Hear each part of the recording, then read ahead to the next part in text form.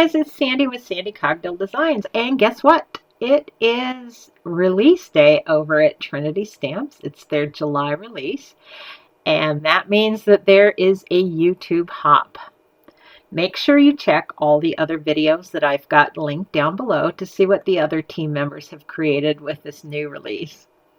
To celebrate the launch of this release, Trinity Stamps is giving away a $25 shopping spree to their shop. To enter, all you have to do is fill out the brief form below, which is also linked. The deadline to enter is July 9th, and the winners will be announced on the Trinity Stamps YouTube channel in a post, along with Instagram and the Facebook group on or around the 10th of July. My project is going to feature a few of the new goodies to make this really cool cutout thank you card. I'm going to be using the new Starring Sentiments Tanks a Lot, the new Tiny Aquarium die cuts, and the new Fishbowl circle card add-on. And I'm also going to be using one of my favorite Simply Sentimental stamps. It's the one that is Thanks. All of those are also going to be linked down below. All right, let's get started. I'm starting off on the background of the front panel of my card. So I've got a piece of white cardstock. I am going to be using Tumbled Glass Distress Oxide ink, and I'm going to start at the top of that cardstock and start working my way down. Now I am using my Blending Buddy brush, and I love these brushes. I think they're just very comfortable to fit in your hand, and it kind of reduces hand fatigue if you're doing a lot of blending. The next color that I'm using is Salty Ocean, and I'm just going to be applying that to the center of my card, keeping the color kind of light at the top of that band of color and down at the bottom. It'll make it easier to blend the three colors together. And now my darkest color is going to be Prize Ribbon, and I'm going to start at the bottom of that piece of cardstock and move up into my Salty Ocean. Another thing about my Blending Buddy brushes, the colors that I use a lot of, and these are three that I use a lot, I just have those particular brushes labeled. That way I don't have to make sure I've got colors wiped off in between applications. I just keep them in their little cups and use them when I need them. Now that I have my three colors on my cardstock, I'm just going to go back and forth between the three colors and kind of blend them in to make sure I don't have a real harsh line. Now I'm going to spritz that card with a little bit of water and just dab it off with a paper towel. That just adds to a little dimension and a little more interest to that background. Since I'm cutting the shadow of the sentiment in the front layer of my card, or the front cover of my card, I'm going to apply that piece that I've just ink blended. It's actually cut now to 5.5 by 4.25, and I'm going to lay it on my card base. Next, I'm going to be using the new Tanks So Much sentiment. I love this sentiment, but I love big, bold sentiments anyway. I've got my card opened up, and now I'm just going to take the shadow part. Actually, I have both pieces together to begin with. I'll take the shadow part and just kind of line it up at the top of my card, center it, and get it exactly where I want that sentiment to be.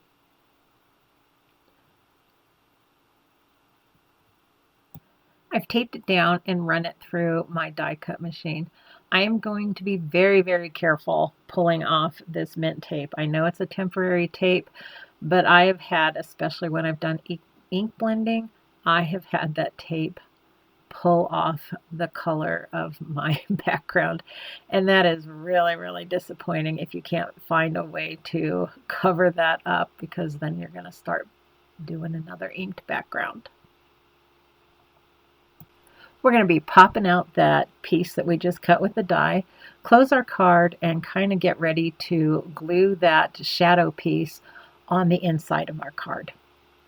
So what we're actually doing here is we've created a window. I'm going to use some liquid glue to apply that piece to the inside of my card.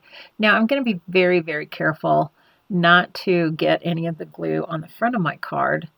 And I also want to make sure that when I get it on the inside of my card that it is lined up so that you don't see any of that white cardstock showing through. So you want to just make sure it's pretty seamless. I have a medium orange cardstock, and on the back of this I've applied some rip and stick. I'm going to use the letter part of that die and cut those letters out. I'm just going to add a little bit to those letters that I just cut out. I'm taking some Distress Oxide ink with a small blending brush, and I'm just going to blend some ink from the bottom of that letter up about halfway, just to give that letter a little bit more definition and texture. For the smaller letters where it says so much, I just kind of dab some ink on them. I'm not really blending anything. I'm just adding a little bit of color. I've left the K, which is actually going to be the shape of a fish, blank because I'm going to do some different shading on that. And there's also another piece that goes on top of it. I'm going to apply those little letters to the shadow piece, and you'll see here that because I have the adhesive on the back of these letters, it's going to make that very easy to apply to my shadow here. One thing I don't do is I do not press down until I get all of my letters on and all my pieces exactly where I want them, just because I want to be able to lift them and move them around a little bit to make sure that they're centered and they're straight.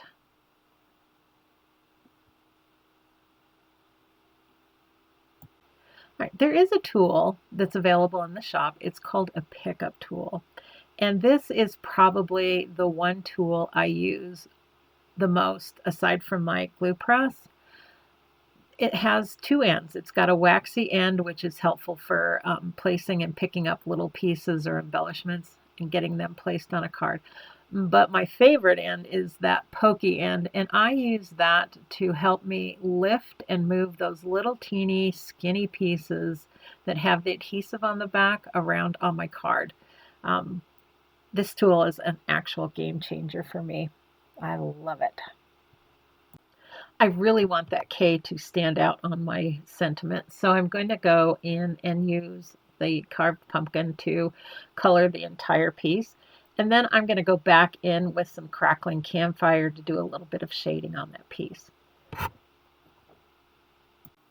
My K is still not complete, but I'm going to go ahead and get what is finished on it applied to the card. And I'm going to be using my pickup tool again to help me get that placed. Okay, to start building the scene on the bottom of this card, I have used the Scenic Borders Slimline series to cut out what I'm going to make as sand. So I cut out a long piece and then I just trimmed the two pieces so that one would layer on top of the other. And then I used a little bit of vintage photo Distress Oxide ink to add some color and texture to those two pieces. Off camera, I have cut all of my little bits and pieces that are going to create the scene at the bottom of my card. Now when I do this, I always have rip and stick on the back of my cardstock before I die cut it. And then I peel off that protective tape and I put it on a little sheet of Teflon. That way they're in place, they're available, and I can do my ink blending on the edges of them. And it also gives me a surface to build them until I place them on my card. I've started placing all of my little bits and pieces at the bottom of my card, and I am not pressing anything down. In fact, I'm making sure I'm leaving the top part of those little pieces up because I will be, or maybe, tucking little pieces behind them or in front of them. So I just want to make sure that they're lightly placed on my card for now. Now I've got the bottom of my card pretty much completed. The die sets that I used and the little pieces that I have came from the new Tiny Aquarium Elements die set, along with the Fishbowl Circle Card add-on set And then again, the Scenic Borders Slimline series is what I use to create the sand. I'm going to be building my little fish on my Teflon sheet. And the die set that I'm using for this is Tiny Tropical Fish. Now in the set, there's 4 different fish. I'm only going to be using 2 because I want to create the feel of a school of fish. And they're all going to be the same color. I'll get those built on my Teflon sheet, and then I will start applying them to my card. All right, I'm going to put one of my blue fish kind of in the center. I'm going to tuck another one behind the seaweed, which is why I never press those down until I'm sure I'm done creating my scene. I've got my yellow one swimming kind of to the left. I still want to fill in some spots, but a full fish is going to be too much.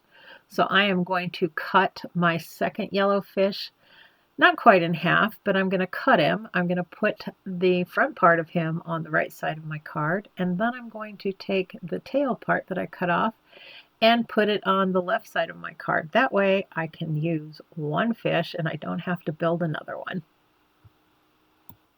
Now that I've got everything exactly where I want it, I'm going to take my brayer and I'm going to give that card a really good press from up and down and back and forth and side to side. I wanted to add just a little bit more to my sentiment on the inside, so I am using this Simply Sentimental Thanks stamp set. I'm going to put my card in my MISTI, line up my little sentiment piece, and stamp it on my card using VersaFine ink. And that completes my card. I think it's really fun that it's got the window in the front of the card and that the sentiment, the color of the sentiment and everything follows through to the inside of the card. Just super cute. I love it. Make sure you check out the other videos that I have linked below for some new ideas and inspiration. If you would like to win a chance, or if you'd like the chance to win a $25 shopping spree to the Trinity store, make sure that you fill out that brief form that is also linked below. Thank you so much for spending a little time with me today. If you enjoyed this video, make sure to give me a thumbs up. If you would like to see more of my videos, make sure to hit that subscribe button. You can also follow me on Instagram at Sandy Cogdill or on my blog, sandycogdilldesigns.com. Thanks again, and I hope you have a fantastic day. Bye-bye.